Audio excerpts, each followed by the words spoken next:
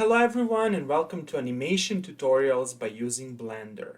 Our tutorials are specially designed for students and engineers with mechanics, physics, mechatronics, and robotics backgrounds.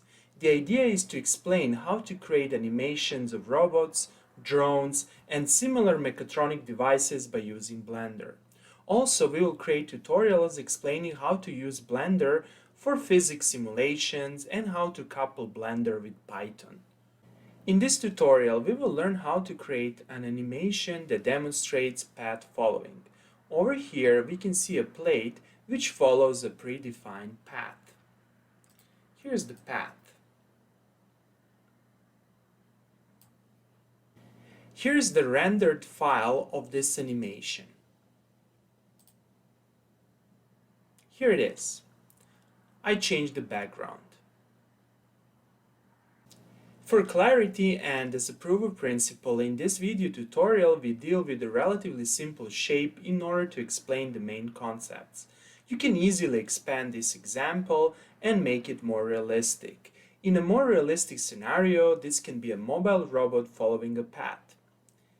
In this tutorial, you will learn the following. Number 1. How to constrain an object to follow a path. Number 2. How to animate the object motion. Number 3. How to change the texture of the object and how to change the background. Number 4. How to adjust the Blender camera. And number 5. How to render the animation by using a series of images. But before I start with explanations, I would like to mention the following. It took me a significant amount of time, energy, and planning to create this completely free video tutorial, as well as more than 350 free video tutorials that you can find on my YouTube channel. And consequently, I kindly ask you to press the like and subscribe buttons. Also, if you have some questions or a comment about the material presented in this lecture, please feel free to ask your question in the comment section below. Thanks a lot. Okay, let's start. First, click on File, New, General. This is empty Blender workspace. We will modify this cube. However, first I need to make a few adjustments such that you can see the keyboard and mouse buttons that I'm pressing. This will help you to more easily reproduce this example on your computer.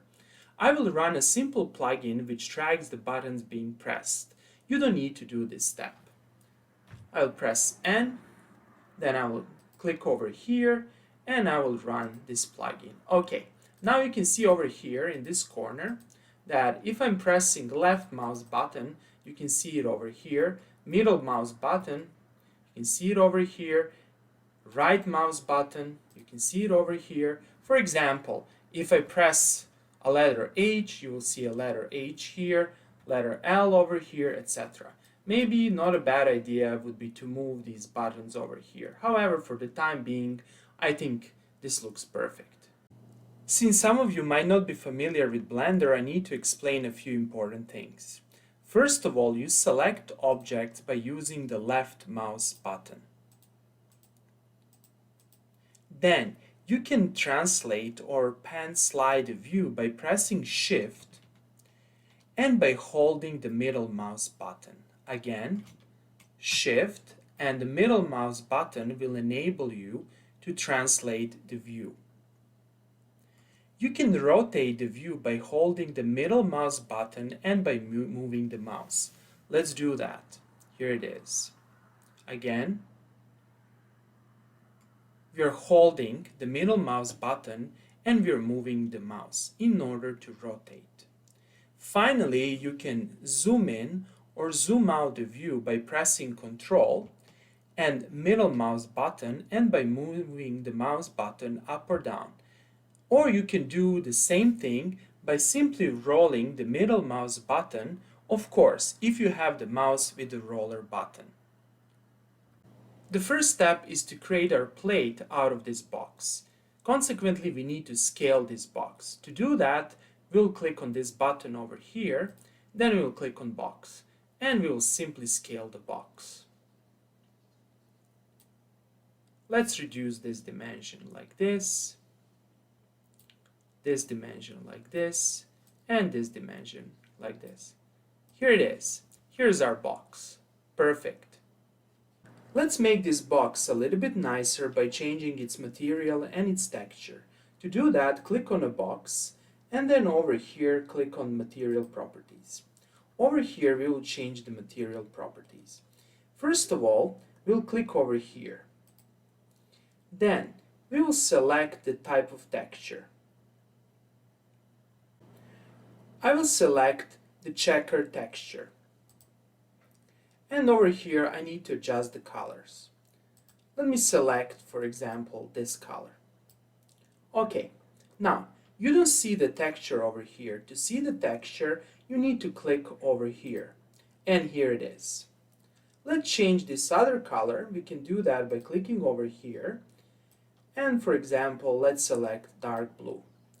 Perfect, here it is. The next step is to add a path that our object will follow. To do that, click on Add. Over here there is an option Curve, and under Curve you will find Path. Here it is. However, you cannot see the path. To see the path, click over here, Object Mode, and change Edit Mode. Here's the path. And we will expand and modify this path. Our path will live in this plane, and consequently we need to change the view.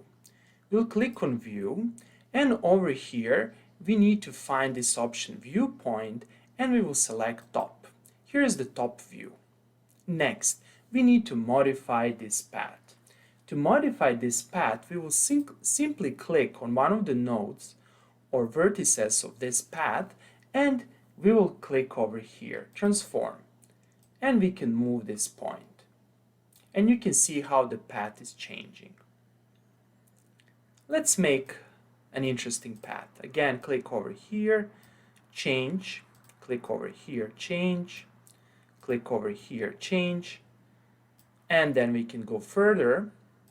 For example, we can change this point, and we can do something like this. Interesting, over here. And let's expand this thing. Okay, perfect. Here's our path. Let's change the view. And here it is. Here's the path.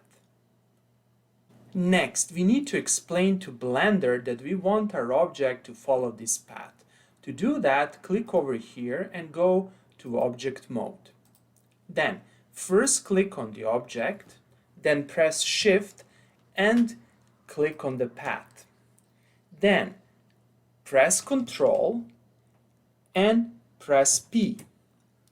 Over here you will click on Path Constraint. I will not click it right now, I will just repeat the procedure. So here's the procedure. First select the object, then hold Shift, select the path, then press Ctrl, press P, and click on Path Constraint. And voila, you can see magic happened. You can see that the object moved from here to here. Perfect. Next, we need to make a few adjustments. First of all, click on Object, then click over here. Constraint Properties. You will see this menu. First of all, we need to make a few adjustments. Let's see what will happen if we change z minus x minus y z. We are changing the forward axis, and we have to adjust this property. Also, you need to adjust the up axis. Let's see what happens if we press X, if we press Y, and we press Z. Okay, I will keep on minus X over here.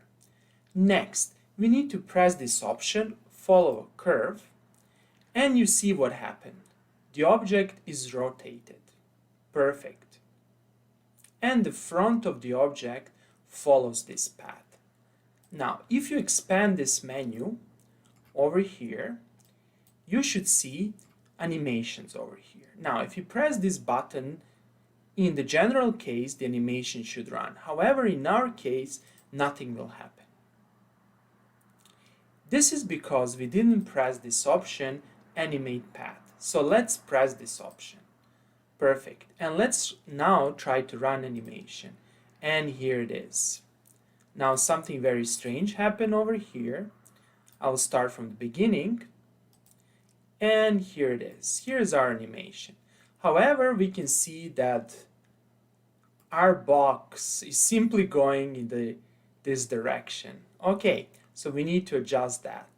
The last frame should actually be over here. To adjust the last frame, we need to click on our path and then we need to click over here, Data Properties. Over here, we need to click on Path Animation. And notice over here that the last frame is 250. Consequently, over here we need to adjust the last frame. We need to enter 250. And that's it. Let's run animation once more. And here it is. Perfect. And the last frame is over here. Perfect. Before we render our animation, we need to adjust the camera. Here's our camera. Click on Camera and click over here. This is the camera screen. And this is the object moving. If we render our animation, this is what we will see. These constraints are the constraints of our animation. Now, we see a problem over here. Over here, that is from this frame, our object gets out of the focus of camera. We need to adjust that. To adjust that, press the button G and move the camera.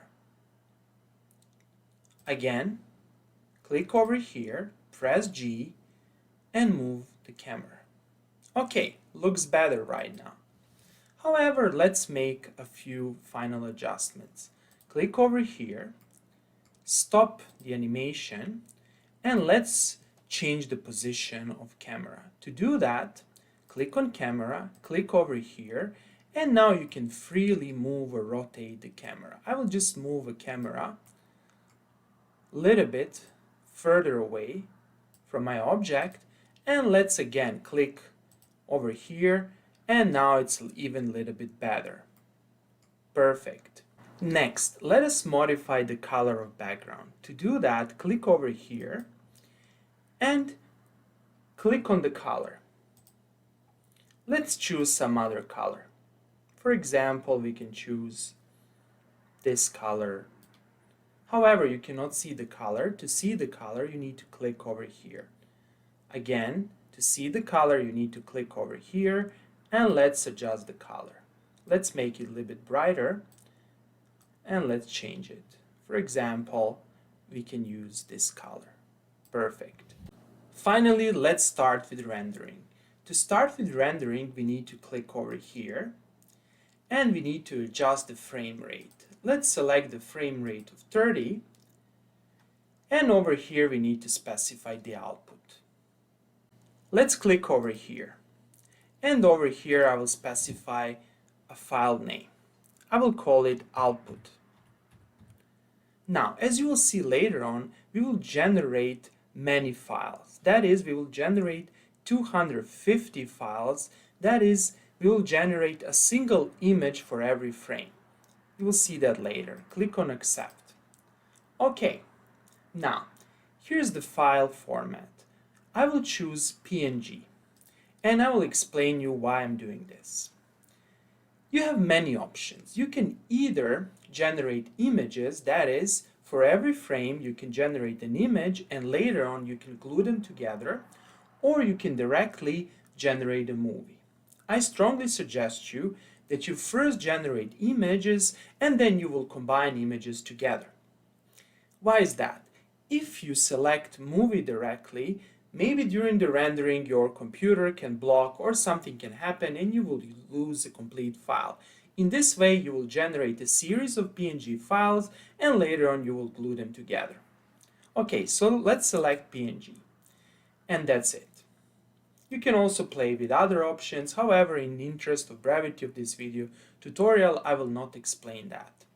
Next, click over here, Render, and click on Render Animation. And here it is. Now the animation is being rendered. frame by frame. Later on, I will show you the folder with files. Here's the folder with all generated files. This is the first file, and you can see the index 0001, and here's the last file. And you can see that this file corresponds to the last frame. Perfect. Let's go back to our Blender. This is the rendering window. Close this window. Go back to Blender, and let's glue all the files together. To do that, we need to find the video editing menu. To find that menu, you will either see the menu over here, or you will have to click on this plus sign and you will click on video editing, and over here you will click on video editing. Perfect. Then over here you will change this option, you will select the sequencer, and over here we can add all the files. To do that, we will click on add, and we will click on image sequence. And we will find the location of our folder. In my case, it's over here. Then I will press A, and I will click add image strip. Here it is. Here are the images. Now I will simply move them together over here. And I need to make a few adjustments. I need to click over here, and I will expand this window, minimize this one. Again, I need to specify the file name, and I need to choose the file format. Let's specify the file name. The file name will be final video.